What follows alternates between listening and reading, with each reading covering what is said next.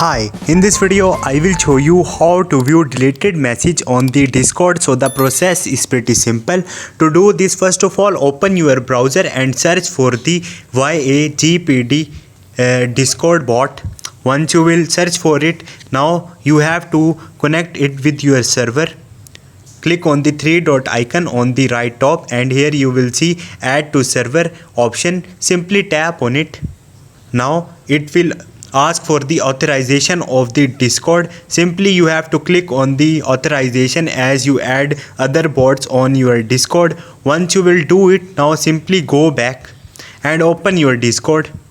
And now you have to click on the one server with whom you connect your bot and open your text channel.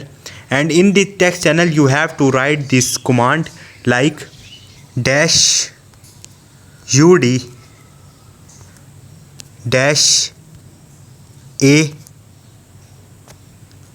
space or space -undelete -a